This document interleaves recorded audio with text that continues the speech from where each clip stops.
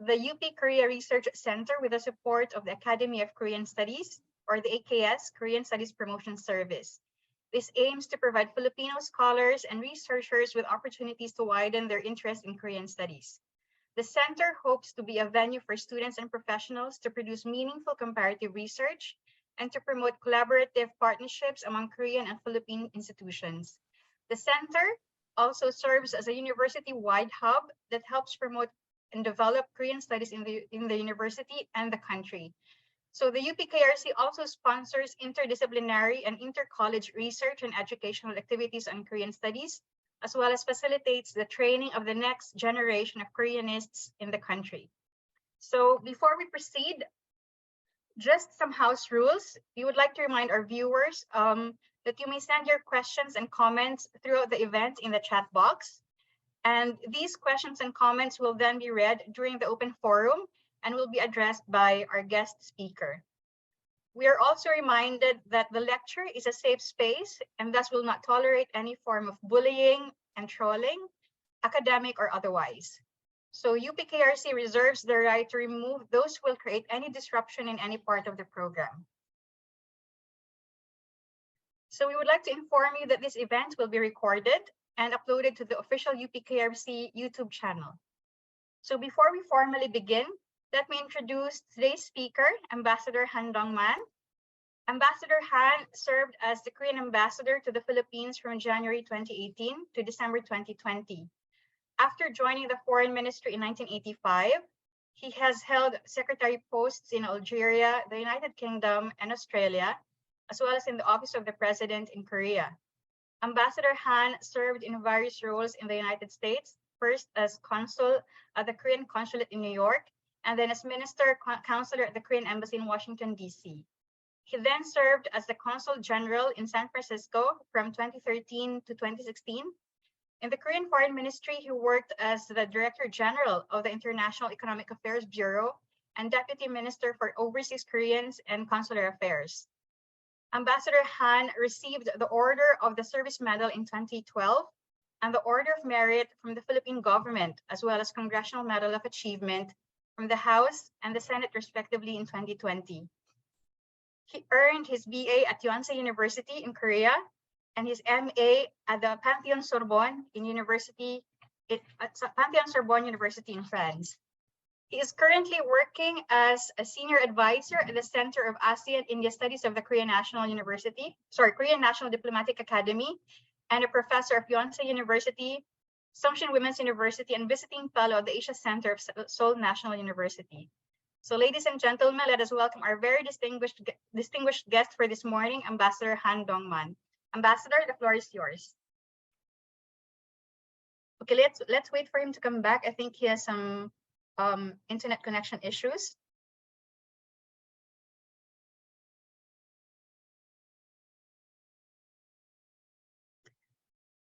So is it possible for us to replay the video you presented a while ago on the KRC while we wait for Ambassador to join us again? Oh, he's back. Welcome back, Ambassador. Okay, let me. Can you hear us? I cannot share my PPT. Yes, please. The floor is yours. Professor Bae, would you allow me to share my PPT? Yes, Ambassador, you can share it now. Okay. Okay, thank you. Okay, magandang umaga sa inyong lahat. Ako po si Han Dongman. Kinagagalak ko kayo makasama ngayon. Salamat sa inyong pagtalo. Nais kong magpasalamat kay Professor Bae and also Professor Raisa Mangpao. Marunong ako konti Tagalog, so from now on, so I will speak in English, okay? Okay, it's my great honor and privilege to speak about Korea's public diplomacy and the Philippines. My presentation is composing of 3 parts. The first part, I will briefly touch on Philippine-Korea relations, and second part relates to public diplomacy in the Philippines, starting from cultural diplomacy to media diplomacy. Last but not least, I will also talk about grassroots public diplomacy, including UP-KRC activities. Well, you know, Philippines was the first Asian countries to recognize South Korea as a sovereign state in 1949. So accordingly, 2019, we celebrated our 70th anniversary. And in 2024, that means next year, we will envision to have many events to commemorate the 75th anniversary of our diplomatic relationship. You know, in 2017, South Korean President Moon Jae-in visited your great country, the Philippines, as then the Philippines was a host country to commemorate the 50th anniversary of the ASEAN foundations. So at the time, President Moon unveiled his new Southern policy vis-a-vis ASEAN. That means how can we strengthen our relationship with ASEAN? In 2018, President Duterte visited Korea officially, and the President Moon and the President Duterte exchanged many views to how can they strengthen or people our ties in many different sectors. Of course, the President Moon hosted a welcoming dinner for President Duterte and his staffs. You know, Sandra Bach. Sandra Bach is a very famous singer. She can speak also Tagalog very well. So she was a master of ceremony. You know, what is very interesting is that, you know, Korean children choir at the dinner party sang a song Ikao, because Ikao is was a very favorite song of President Duterte. In 2019, President Duterte once again visited Korea, Busan, as Korea hosted a commemorative summit inviting 10 ASEAN leaders, because 2019 we celebrate the 30th anniversary for Korea to be a dialogue partner of ASEAN. The last year, new president of South Korea and the new president of the Philippines, Yoon Suk-yeol and His Excellency Marcos, also met in Cambodia on the occasion of you know, ASEAN Korea summit. So they exchanged many views. How can they develop or further our relationship, in particular in focusing on nuclear powers and procurement and infrastructure. During the Korean War, from 1950 to 1953, 7,420 brave Filipino soldiers, including former President Ramos, joined in the Korean War. I strongly believe today's Korea would not be enjoying peace, democracy, and economic prosperity without their noble sacrifice and contributions. That's why we cannot forget their noble spirit. So President Ramos, when I met him, he told me, "Oh, Mr. Ambassador, I'm very proud of being a member of PEPTOC, and of course I hope the peaceful unification. But if will be another war on the Korean Peninsula, I'll be there in Korea to defend freedom of Korea." But last year, unfortunately, he passed away, and he loves Korea, and his spirit to defend the freedom and democracy should be remembered forever in our younger generation. Well, Korea now is number 4 trading partner of the Philippines, following China, Japan, and United States. In 2019, before the COVID-19, our trade volume reached $12 billion US. But unfortunately for the Philippines, Korea has enjoyed a huge trade surplus.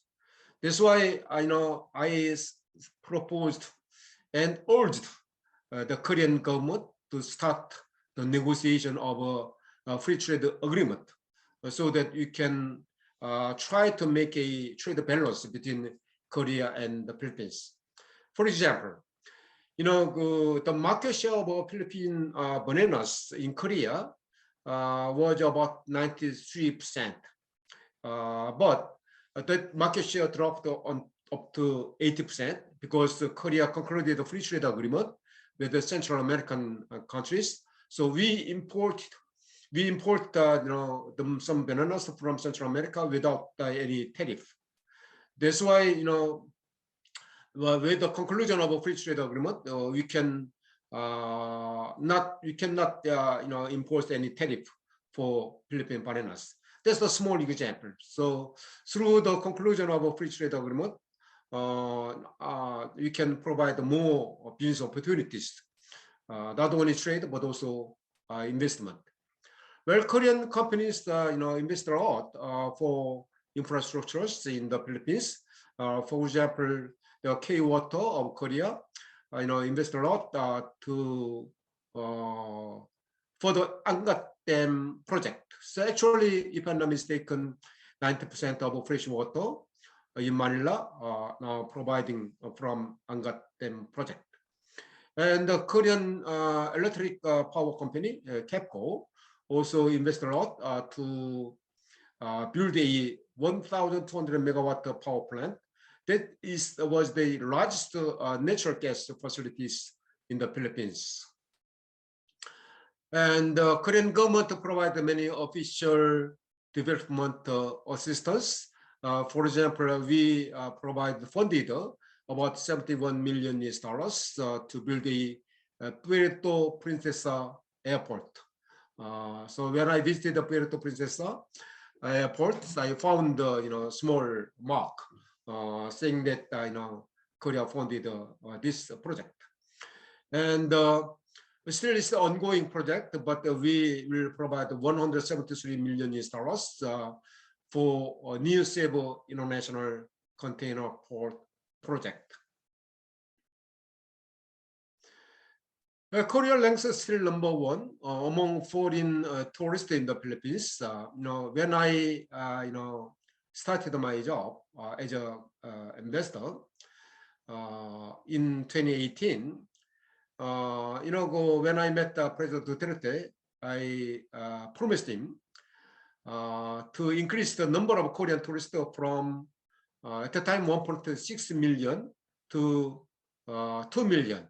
So actually, almost 2 million Korean tourists visited the great country, the Philippines, at the end of 2019. So before the completion of my tenure as an investor. So I met, very often. Then Secretary Pia, she was, very active to promote tourism in the Philippines, and actually also her daughter also loves Korean drama, in particular Korean artist Park Bo-gum. Let me move to second part about public diplomacy in the Philippines. How can we define the public diplomacy? So public diplomacy is the ability to understand, inform, or influence, to forge the relationship with foreign publics. So now public diplomacy can be labeled as a winning heart and mind of foreign publics. Joseph Nye, the professor of Harvard University, he created the idea of soft power. So he said the the most effective strategies in foreign policy today require the mix of hard power and soft power resources. Even though Korea enjoys the to some extent hard power, because Korea is now 12th or 11th largest economic power, and also number 6 military power.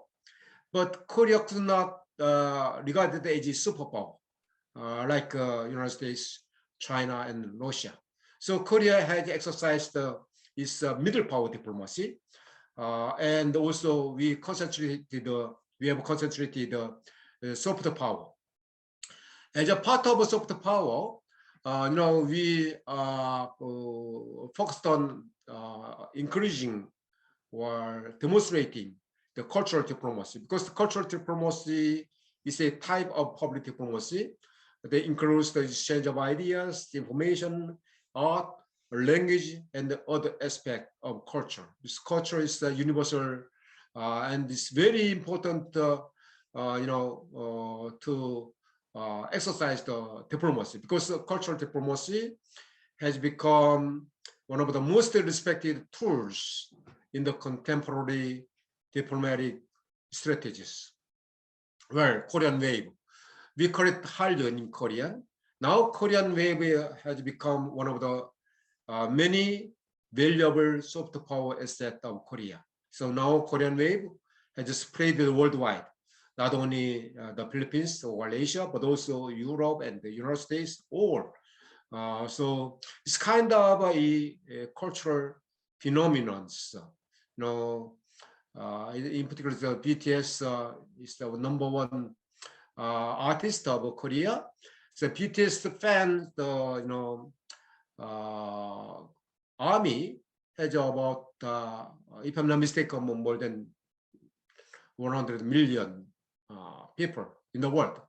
Well, Korean wave has triggered a widespread interest in the nation, and people exchanges have increased. So, but to have a sustainable development of Korean wave, it must be a two-way street. That means not only promoting Korean wave in abroad, also we should accept or increase the wave of other countries, or Filipino wave, or Asian wave, or American wave, etc., etc. The ASEAN sees Korea as a K-pop nation and most trusted regional power, according to the survey conducted by ASEAN Korea Center last year. The ASEAN respondents living in Southeast Asia and Korea all selected Korea as the #1 regional power they trust the most among other regional powers, including the United States, Japan, China, Australia, and ASEAN. It's very encouraging for us. So how can we maintain the good relationship with Southeast Asian countries in the future? That's why the former administration of Korea, Moon Jae-in government, as I mentioned earlier, focused on strengthening the relationship with ASEAN and India based upon his new Southern policy. Well, credibility is the most important asset. Credibility is the key ingredient of effective public diplomacy. So without credibility, Korean wave or Korean cultural diplomacy could not sustain in the future. In 2019, to commemorate the 70th anniversary of our diplomatic relationship, we invite some Korean artists to have a K-pop concert in Manila. So we invited about more than 4,000 Korean K-pop fans. We opened the reservation site, but only said in 10 minutes all finished the booking that could be interpreted the K-pop was and is now so popular in the Philippines. Momoland, Momoland song Bam and Boom Boom also quite popular in the Philippines. But unfortunately, recently, just last week, Momoland decided to disband after 6 years of activities. K-pop World Festival, is a very good, useful tool to promote K-pop in the world. So K-pop World Festival started in 2011. Is the largest Hallyu festival in the world, hosted by Korean Foreign Ministry and the Korean also Ministry of Culture, Sports and Tourism, and also Korean Broadcasting Company, KBS. So last year, the Korean Cultural Center in Manila, which is a very important organization to promote the Korean wave in the Philippines, has launched the 2022 Pinoy K-pop, contest. So many teams, if I'm mistaken, more than 100 teams joined in the contest. Well, SB19, did you hear about that? The SB19 is a rising Filipino boy band combining K-pop and Pinoy pop. SB19 is a 5-member Filipino boy band who started their careers in 2018, supported by Korean entertainment company. Now SB19s were the first Filipino and Southeast Asian artists nominated for the top social artist in the 2021 Billboard Music Award, alongside BTS, Blackpink, and 17.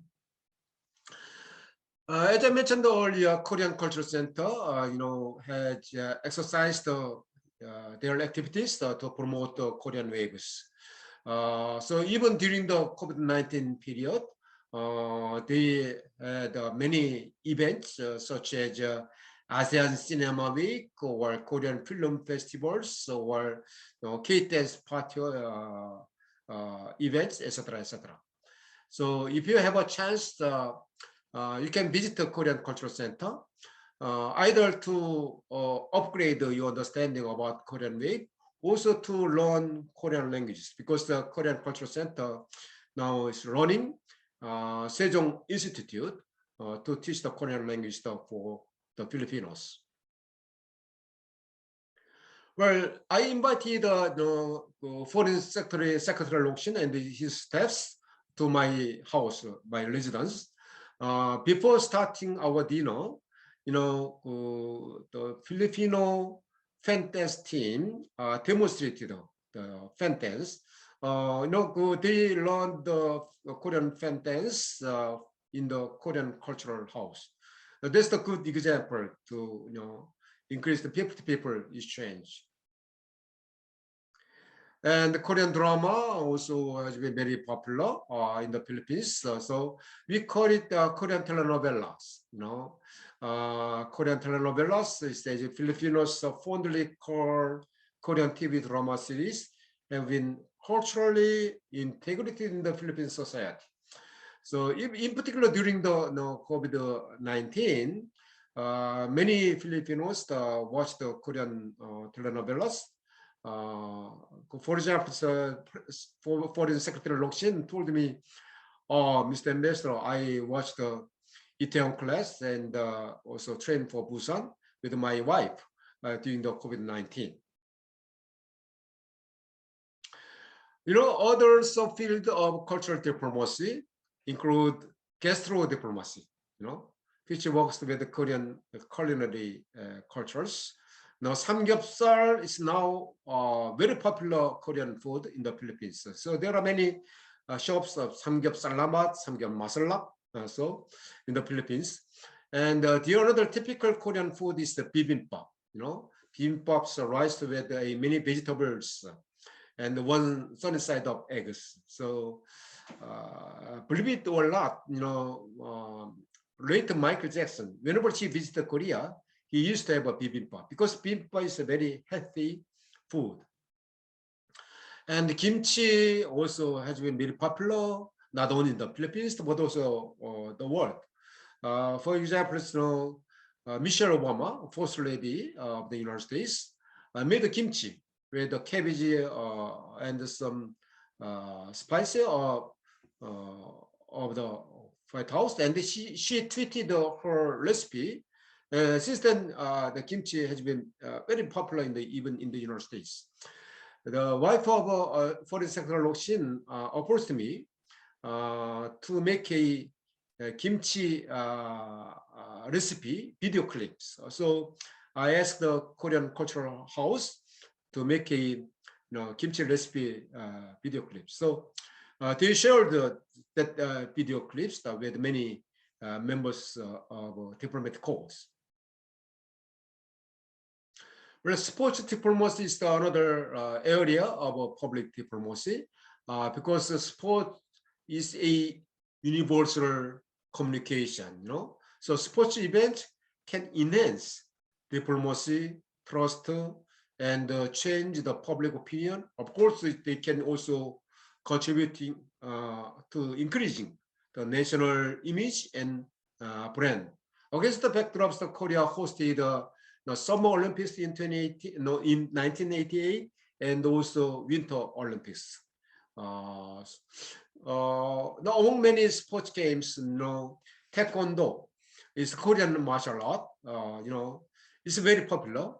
Now in 205 countries, I think it's almost in the world. They enjoy the Taekwondo, and they have more than 80 million trainees. It's amazing, So in Manila, to commemorate 70th anniversary of our diplomatic relationship, Korean Taekwondo demonstration team made a good performance in Manila. So when I met Senator Crespo, she told me, "Oh, Mr. Ambassador, I'm black belt holder." So there are many Filipino leaders who have black belt holders because one Korean Hong Sung-chun was a teacher from I think it's the Ateneo de Manila University. He started the practice of Korean martial art Taekwondo in the Philippines. Another area is the basketball. When I met some aged people in the Philippines, they told me, "Do you know Shin Dong-pa?" Shin Dong-pa was a kind of a legendary icon in the basketball areas. Of course, in the 1960s, the Philippines was number one in Asia, but Korean legendary icon Shin Dong-pa defeated the Philippines. So the Philippines was so surprised. Well, there are many talented basketball players. That's why the Korean professional team now working with some Filipino basketball players. There are about 7 Filipino basketball players who are now working in the Korean professional team. Well, I nominated Manny Pacquiao, former senator, as an honorary ambassador for public diplomacy in 2019. So, as I told you, 2019 was a very milestone because we celebrated the 70th anniversary of our diplomatic relationship. So, he and his family also love Korea, and in particular, his daughter loves the BTS song. Just I gave him, and his daughter the BTS album when I met him. Now let me move to public diplomacy on policy. As I said earlier, we should not forget the sacrifice of Korean War veterans. That's why in 2019, we hosted the Korean War Memorial Peace Concert, inviting not only Korean War veterans, but also diplomatic corps and the descendants of Korean War veterans, as well as many soldiers. To appreciate their sacrifice, the Korean government expanded the scholarship for the grandchildren of Korean War veterans, as well also Lotte Group, one of the Korean conglomerate, also sponsored the scholarship for the grandchildren of Korean War veterans. I gave a special lecture at the military academy in Baguio. Baguio is a very interesting area. So, from the military academy, so many soldiers, many cadets, wanted to learn the Korean language and the Korean culture and the Korean tradition. So Korean, militaries invite some cadets in the Korean naval and army academy, so to exchange the programs among the cadets. And of course, I had a good chance to speak about Korea's unification vision at the UP.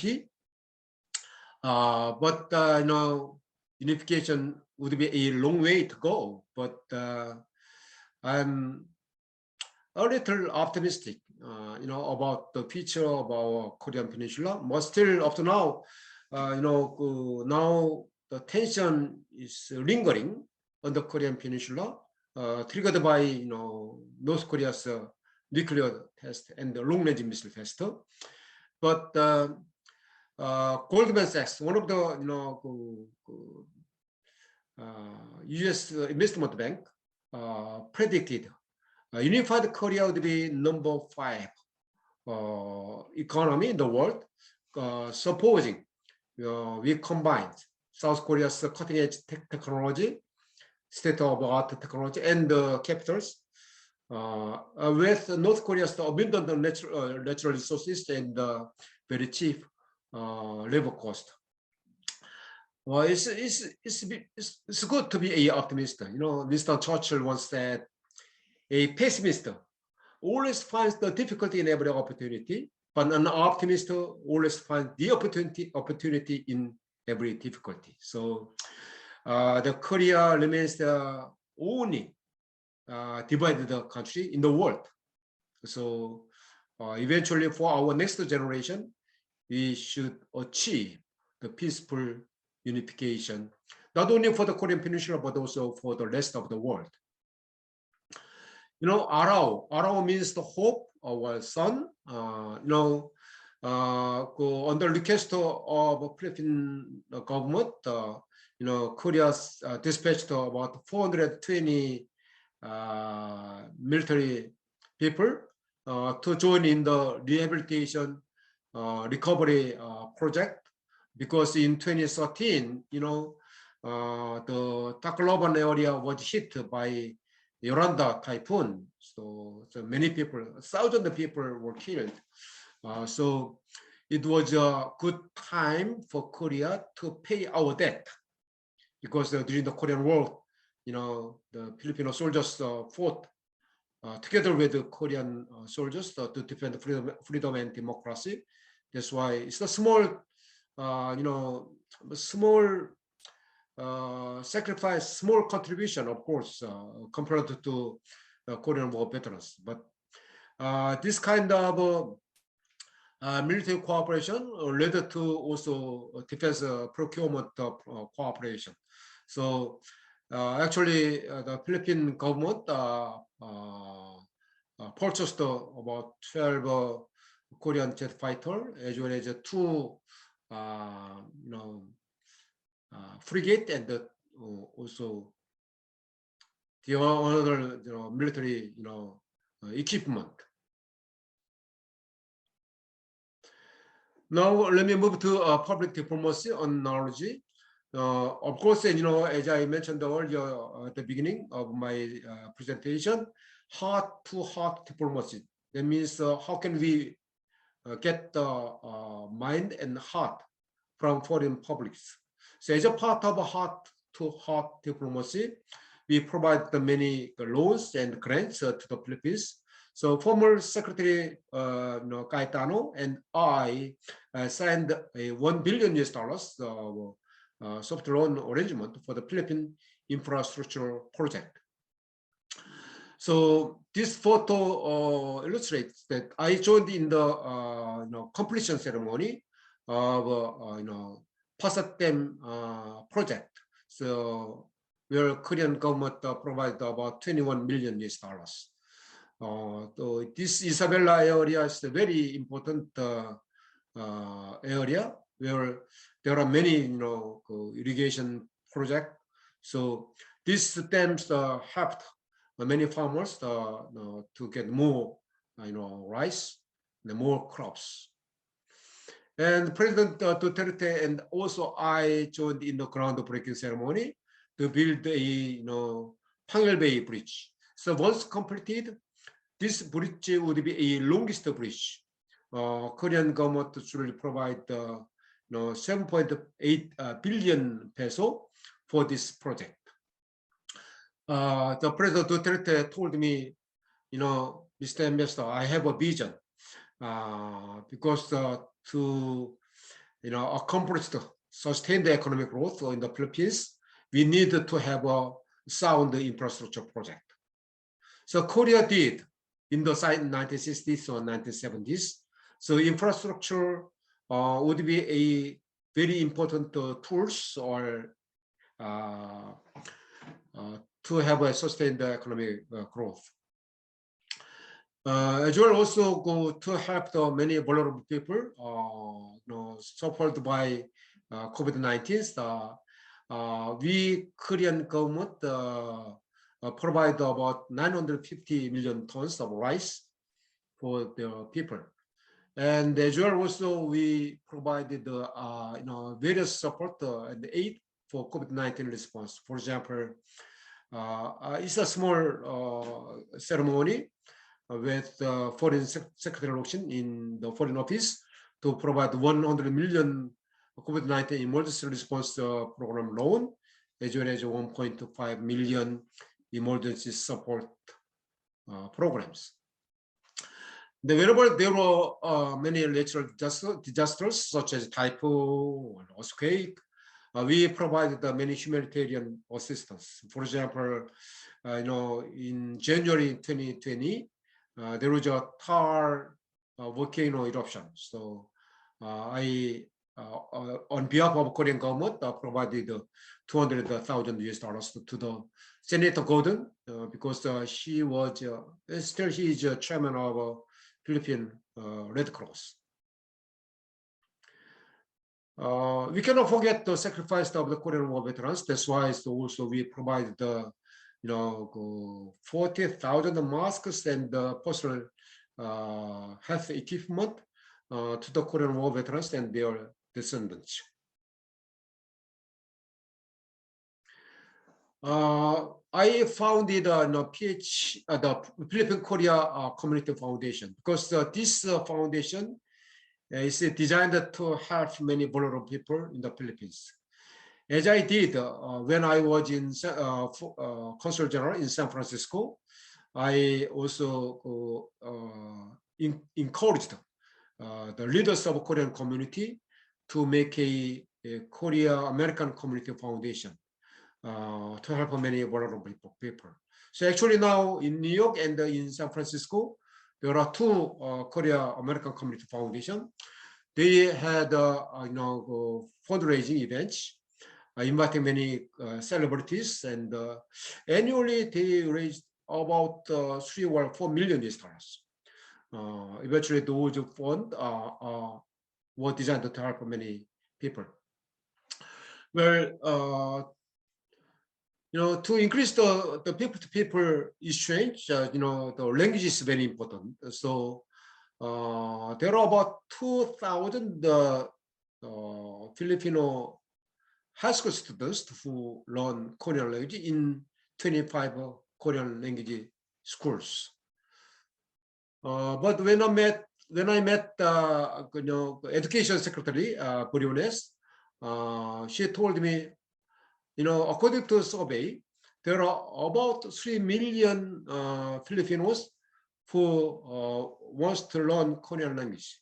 For the aged people, for the elder people, they wanted to learn Korean language to enhance their understanding about Korean telenovela, while young people wants to learn Korean language to enhance their understanding about K-pop.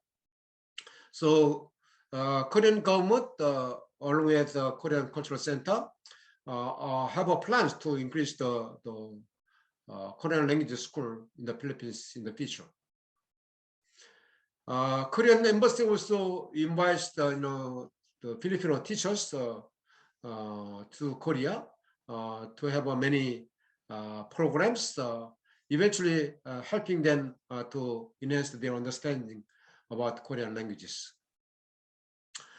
Samal-Undong is a new village movement in the 1960s or 70s. Korea, exercised this movement massively, because in the 1970s, the income gap between rural areas and the urban areas in Korea are huge. That's why, how can we narrow the income gap between rural and urban areas?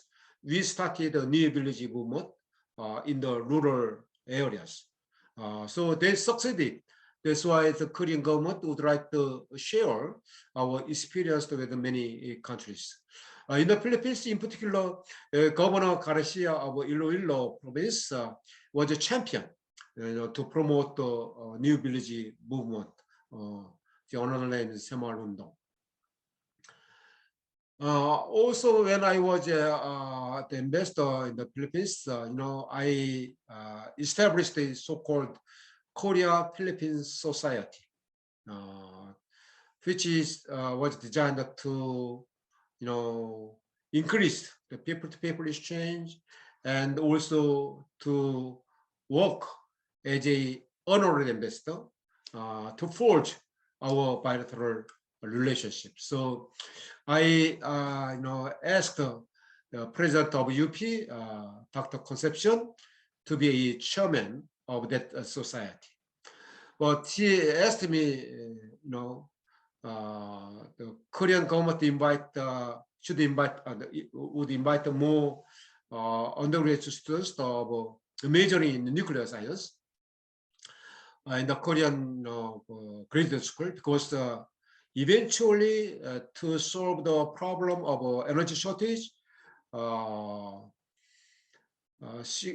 course, securing the safety, the Philippines should introduce nuclear plants. So to do that, we need from the university level to nourish many talented people in nuclear science and technology areas. The Philippine Korea Society,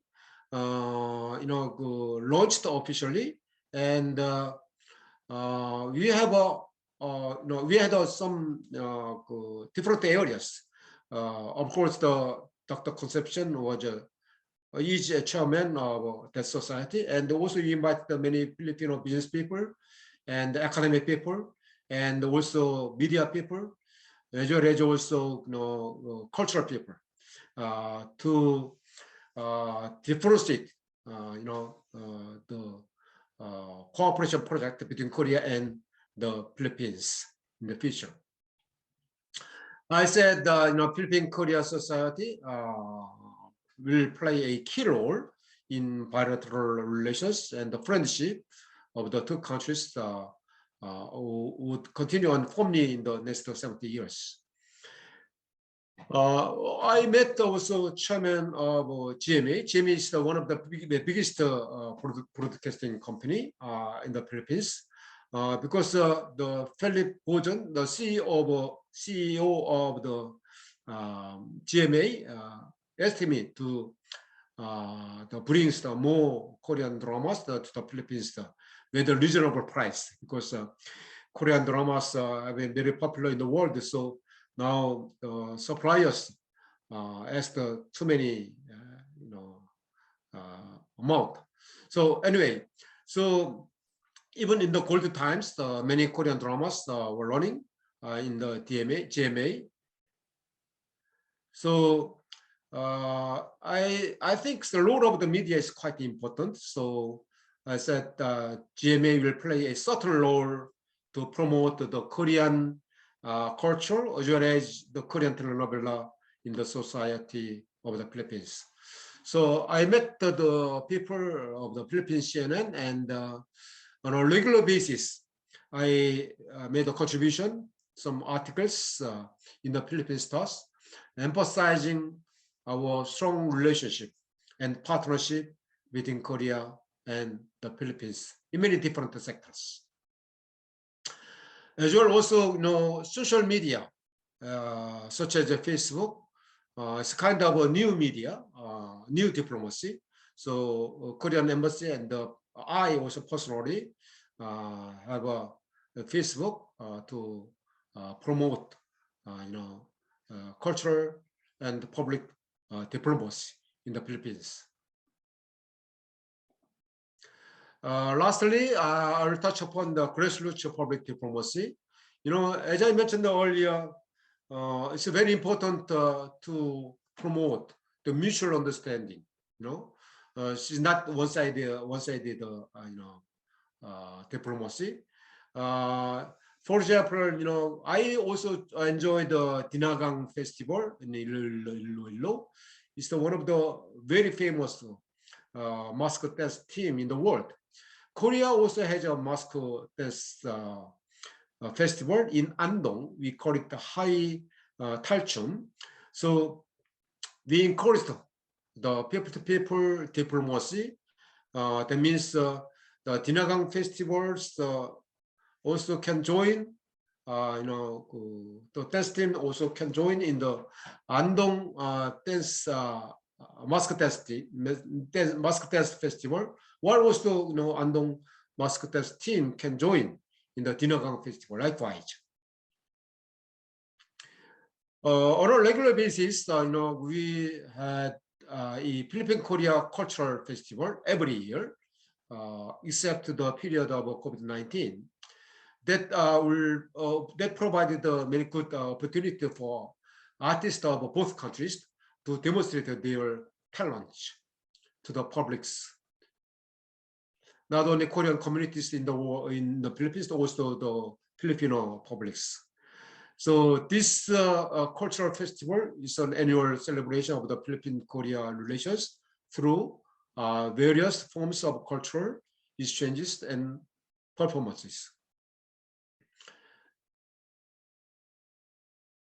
Well, UP-KRC has been a driving force, to promote public diplomacy in the Philippines. So UP-KRC has exercised many events.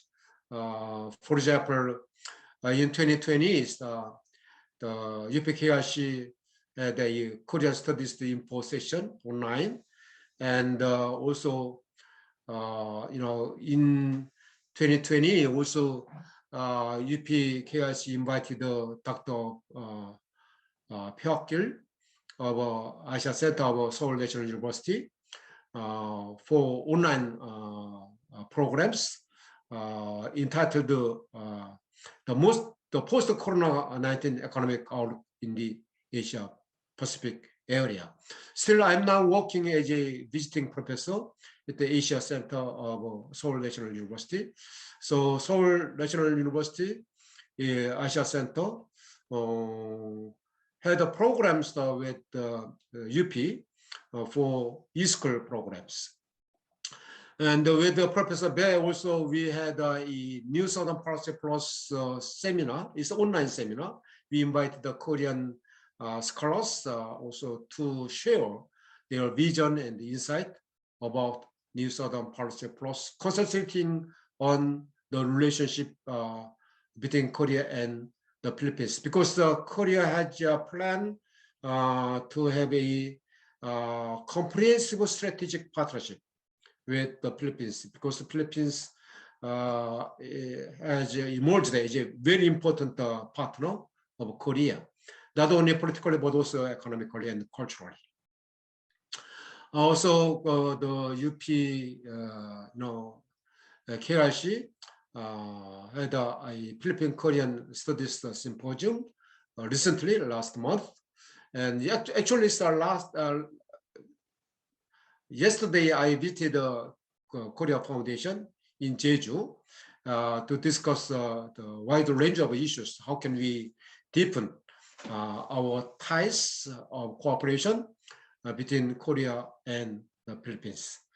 Okay, I'll stop and mahal ko kayo Filipinos, and sabay-sabay nating takin para sa ating pagkakan, ibigat at samahan. Maraming salamat. Thank you very much, Ambassador Han. That was a very comprehensive and insightful presentation. Mahal din po namin kayo for all your contributions to deepening the Philippines and Korea relations. So for those who just joined us, just to provide a recap on the presentation of Ambassador Han. So he covered and he presented briefly the Philippine-Korea relations and the key engagements of the heads of states over the recent years. Ambassador Han also emphasized that Korea is a middle power, and it emphasizes soft power. And Ambassador Han talked about that credibility is crucial in advancing Korea's cultural diplomacy. He went on to discussing the different types of diplomacy, ranging from cultural, sports diplomacy, public diplomacy, and the grassroots diplomacy, which is quite new to me also. So these are the festivities happening in the periphery. So from the central diplomacy, you have now a periphery diplomacy showcasing people-to-people exchanges and talents. So we have some questions for the ambassador from our students. Let me read them, and the ambassador can respond to them one by one. So our first question, Ambassador, one of the questions raised here is that with a growing number of Filipinos interested in learning the Korean language, are there any institutions in Korea offering Filipino language in Korea? Well, there are 3 institutions to promote Korean languages in the world. Number 1 is the Sejong Institute. Sejong Institute is running by the Korean Ministry of Culture, and actually it's now in the Philippines. The Korean Cultural Center is running, the Korean Language Center. So through the Sejong Institute or Sejong Language Institute, you can learn the Korean language. Secondly, for the Korean community members, we have Saturday, Korean language programs. Even though that programs are dedicated to the Korean community members, but they are opening to the Filipinos. So you can, well, any Filipinos who wants to learn Korean language can enroll with that programs. So what they have a programs only on Saturday. The another ways to learn Korean language is the institutional system. That means still, if I'm not mistaken, 25 schools, high schools, provide the Korean language learning programs. But we have a plans to expand this high schools, not only high schools, but also universities to teach the Korean language. To do that, we need more talented Korean language teachers.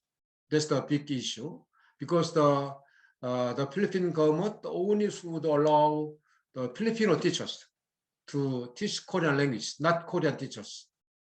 That's why, but in the school, of course, but in the Sejong Institute and in the Korean high school and the Korean Saturday schools, you can learn Korean language from Korean teachers.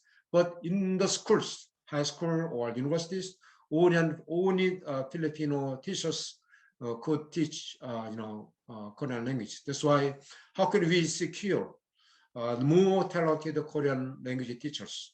That's the big task for us. Ambassador, is there any, by any chance, are there any institutions in Korea teaching also Filipino language? Well, Korean community, with the help of, Professor Bae, we for example, Korean Women's Association in the Philippines hold a Tagalog contest, for example. So we encourage many Koreans to learn Tagalog. But there are limited numbers. So I think because most of Filipinos can speak English, but it's very important to learn the Tagalog. But to be honest with you, I tried to learn also Tagalog, but there are so many dialects. So when I was in Cebu, they said in different way, not magandang umaga. Likewise. So, but as the Philippines is growing, so I think there will be a number of Korean also who wants to Korean language. As well in Korea, Busan Foreign Language University has a program with the sponsor of the Philippine Embassy in Korea to promote Philippine studies.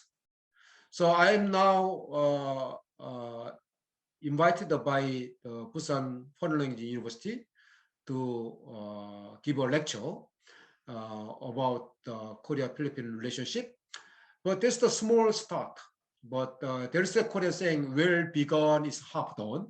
Even though this is a small start, but I think that programs will provide a very good opportunity in Korea to promote Philippine studies. Not only Philippine languages, but also Philippine culture, Philippine tradition, etc., etc. Thank you, Ambassador. We have, can I raise two questions from the audience? So one is, looking at the successes of the Hallyu Wave and its significant contribution to Korea's economy, what can the Philippines and other culturally rich countries learn from Korea, and how can we adopt the framework of such phenomena? Another question, and perhaps the Ambassador can address this in one go. What are the new trajectories for Philippines-Korea relations to explore in the next few years? Well, when it comes to the Korean Wave, we witnessed the Korean Wave has spread in the world, but also there are some negative response about the Korean Wave among some countries, in particular, the young people, I would say, addicted to Korean Wave. They spend a lot of money to buy Korean film or Korean goods. That's not good, for the viewpoint of their parents, for example.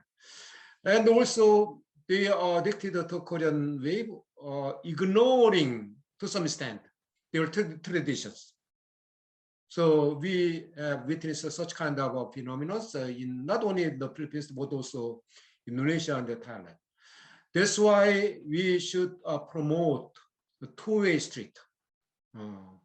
That's why we should encourage the more foreign waves in Korea, so that the more Koreans can enjoy ASEAN wave or Filipino wave, or I mean whatever name is. So two-way street would be a very important tools for mutually, developing Korean wave and also Filipino wave in the future.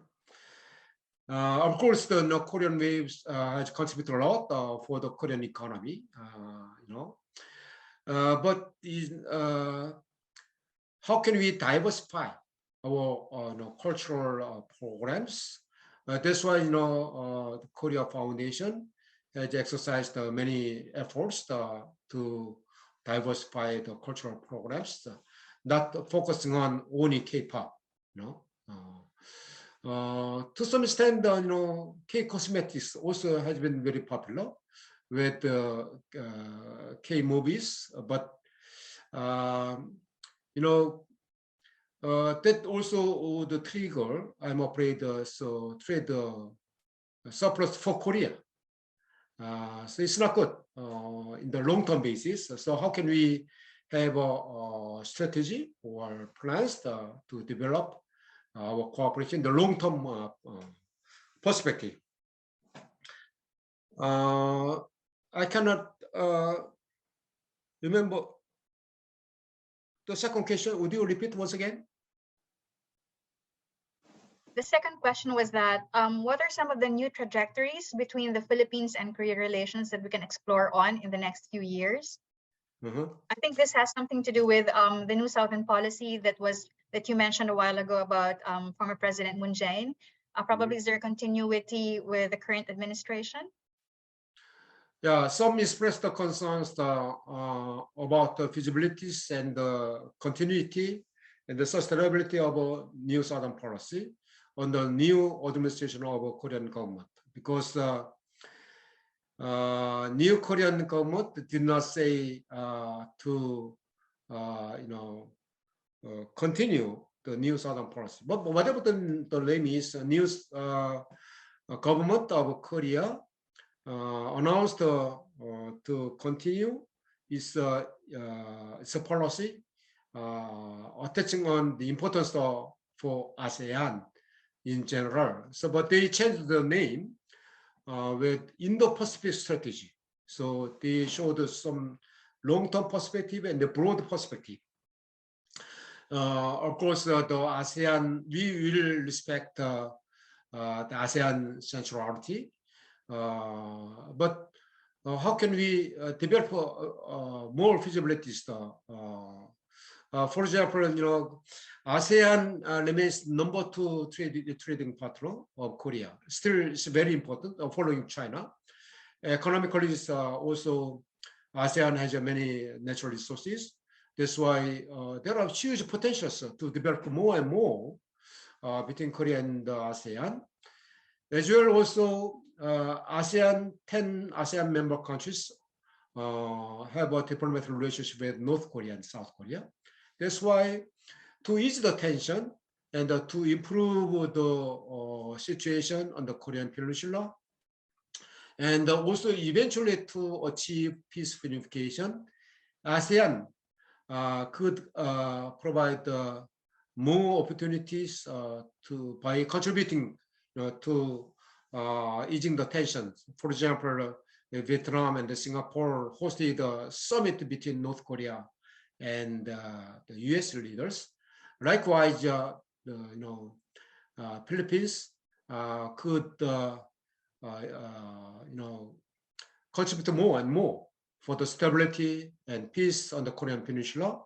And culturally, like the Korean waves are very popular in the Philippines, also we should make more efforts to introduce and to enjoy more Filipino waves in the Korea.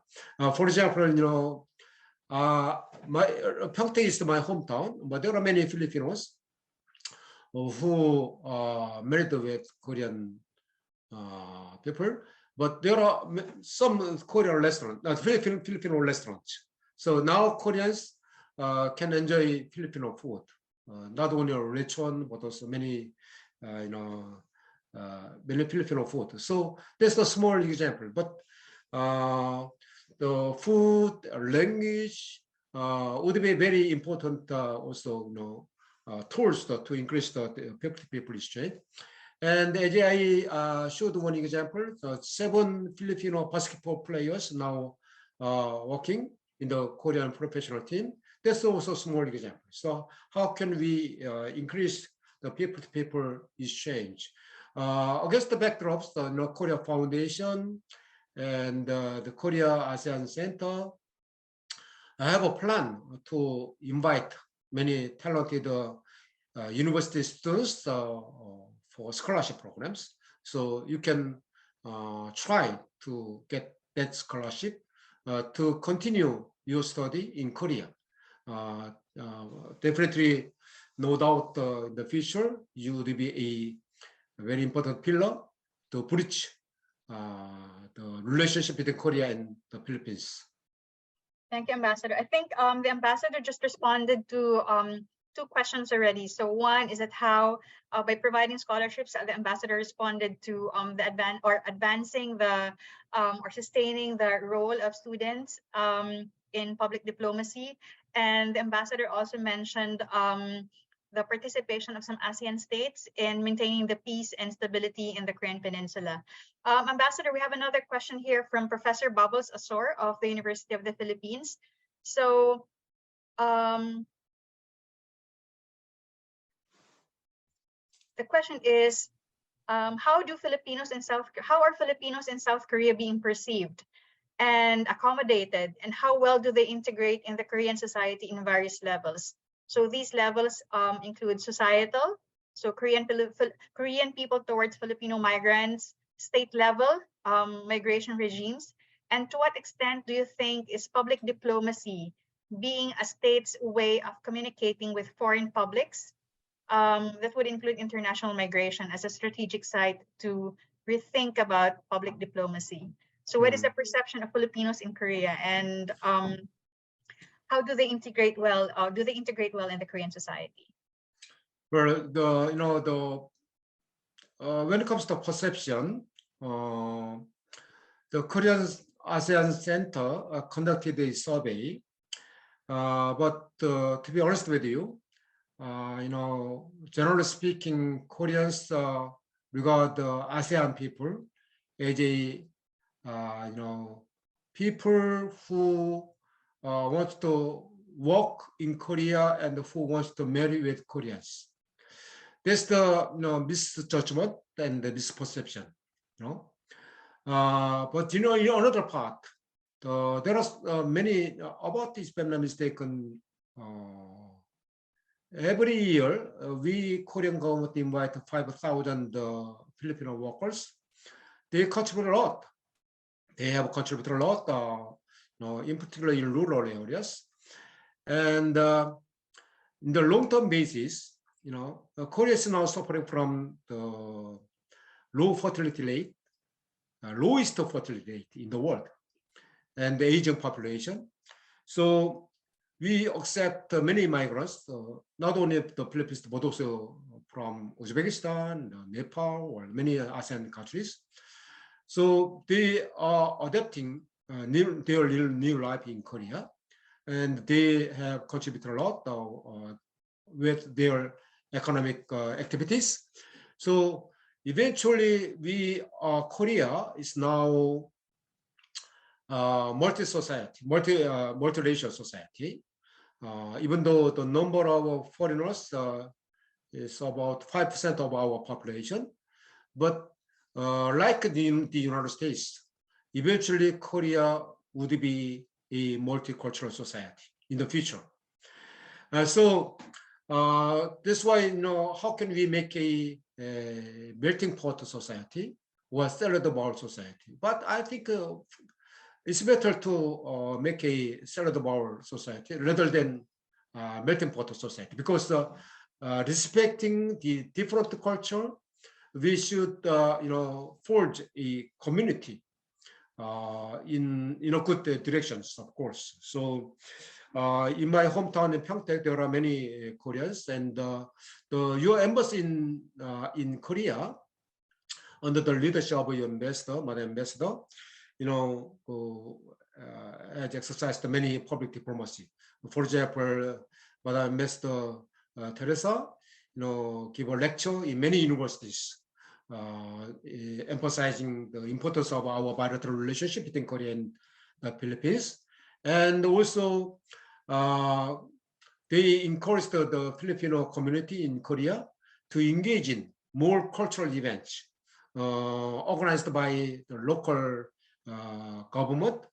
For example, the Korean Pyeongtaek International Exchange Foundations hosted the children's painting exhibition, for example.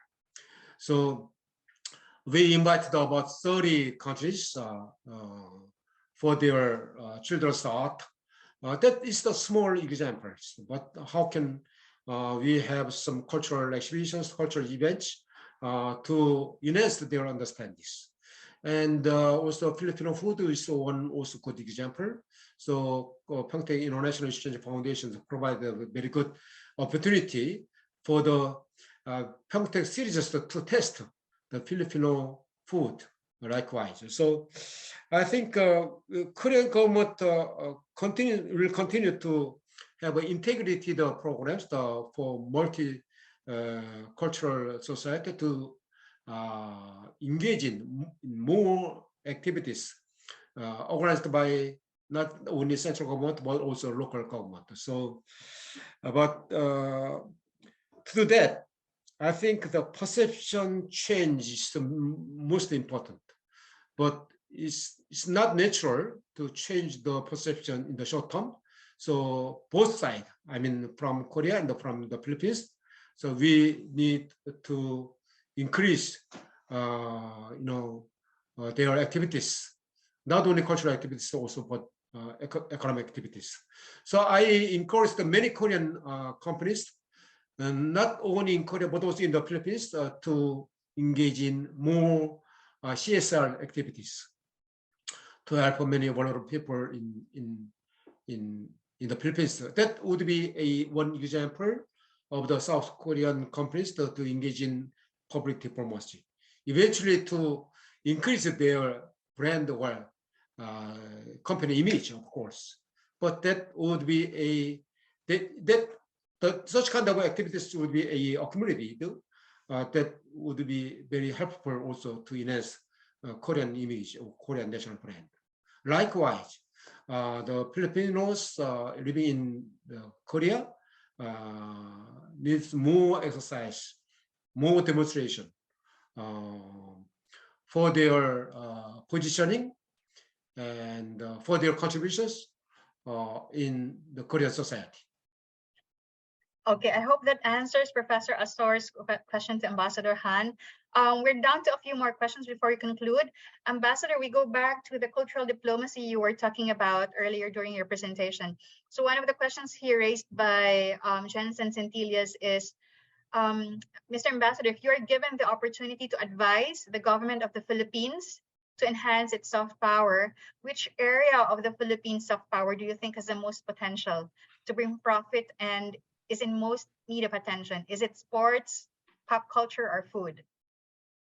Well, when I was in Manila, I gave a chance to deliver a lecture in many universities and saying that, Philippines has many potentials economically.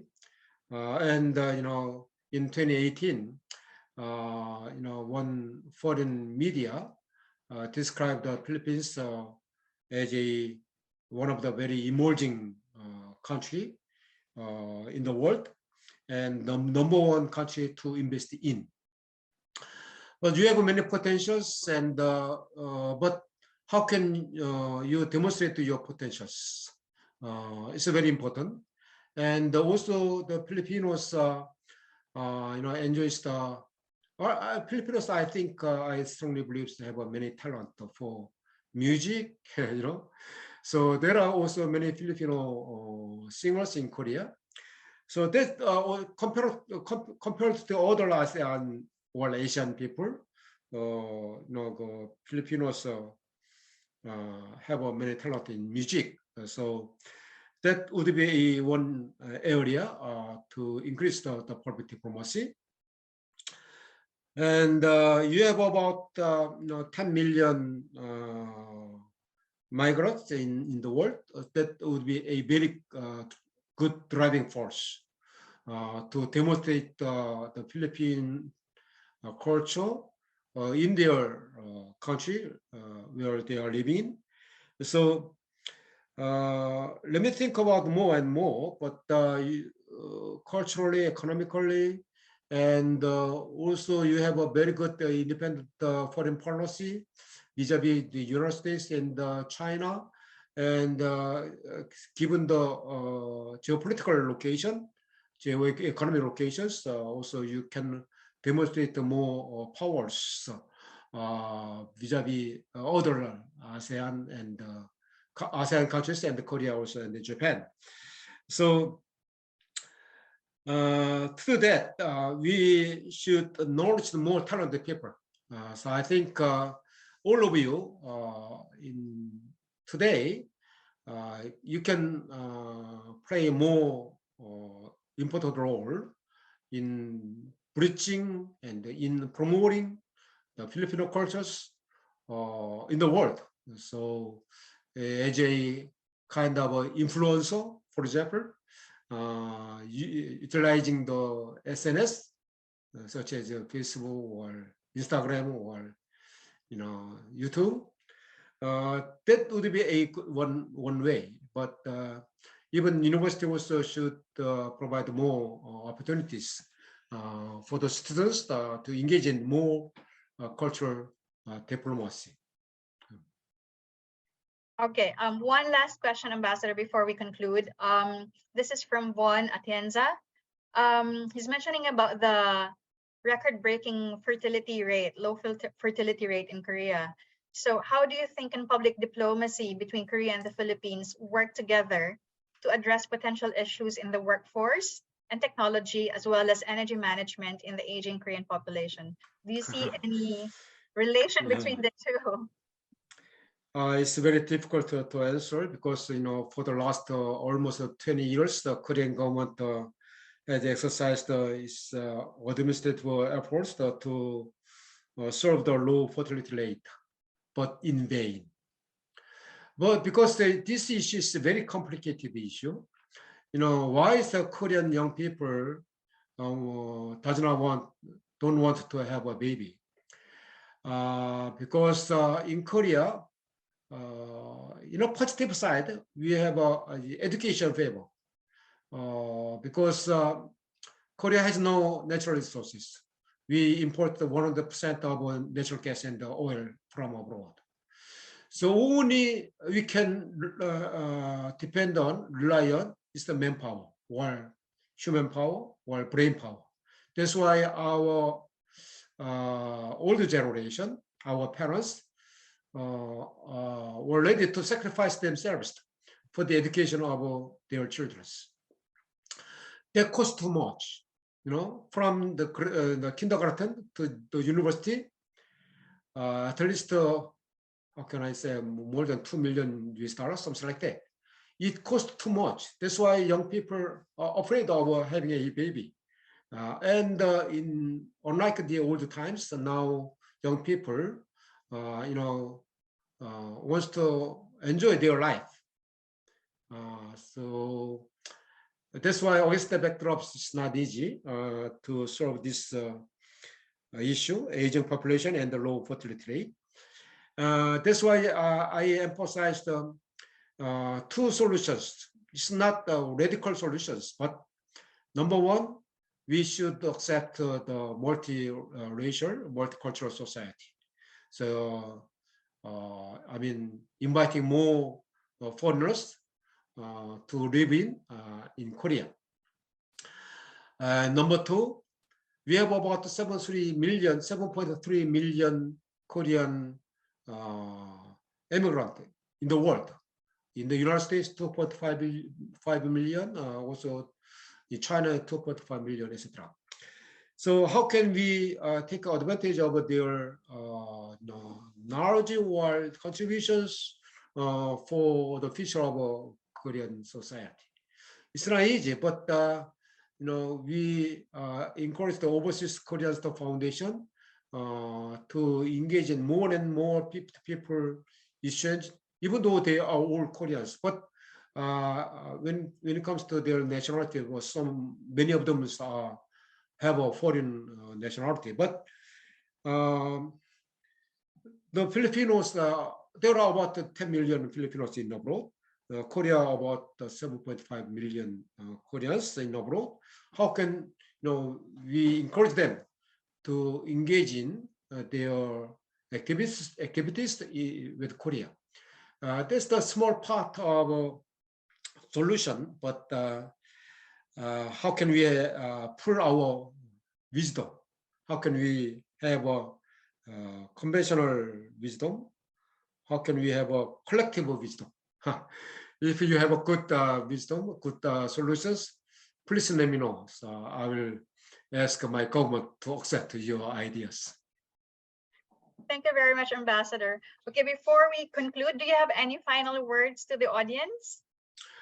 Once again, let me express my deep gratitude. As I mentioned, the Mahal Mahal Kokaya Filipino, because I enjoyed very much my life in the Philippines, and I left my heart in the Philippines still. So I want to visit once again. So I am the honorary ambassador to promote the Filipino culture in the Korean society. So it's my plan or dream to make a Philippine Korea society in Korea. Likewise, I did in the Philippines. That would be a good momentum, to mobilize more support for the Philippines in the Korean society. Thank you again. And I wish all of you enjoy a healthy and safe. Thank you very much, Ambassador, for your deep fondness to the Filipino people and the Philippines. So as everyone, we'd like to thank Ambassador Han, and let's give him a virtual round of applause, please. Yeah. All right. So to appreciate his time and participation, so we're going to be posting on the screen the certificate of appreciation prepared by the University of the Philippines Korea Research Center. So let me just read the certificate. So the UP Korea Research Center Certificate of Appreciation. This certificate is presented to Ambassador Dongman Han for being a guest speaker at the 2022 UP Korea Research Center Special Lecture entitled Korea's Public Diplomacy in the Philippines, held at the University of the Philippines, Quezon City, Philippines on this 25th day of February 2023. Signed, Kyung Minbe, PhD, OIC Director, UP Korea Research Center. Thank you very much again, Ambassador. We appreciate your time. Maraming salamat po. Okay, so to formally conclude today's lecture, we will have a photo op. So for those who wish to join the photo op, kindly turn on your cameras and let's pose for a quick picture.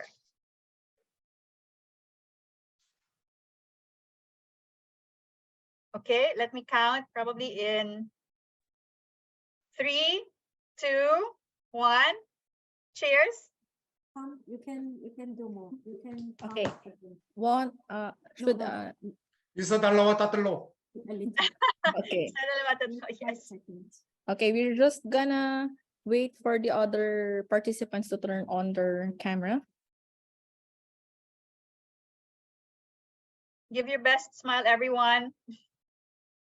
Isa, dalawa, tatlo. Okay. Okay. 1, 2, 3. Okay. One more. 1, 2, 3. Thank you very much. Okay, thank Thank you you. very much. Thank you. Everyone, thank you very much. And once again, we appreciate you joining us virtually this morning. Till the next UPKRC activity. Thanks very much, UPKRC, for inviting me and Ambassador Han to be part of this lecture. All the best to UPKRC. Thank you. Thank you. Maraming salamat, Ambassador. Okay. Thank you very much, 대사님. 대사님 감사합니다. 네, 감사합니다. 감사합니다. 또 뵙겠습니다. 네. 감사합니다.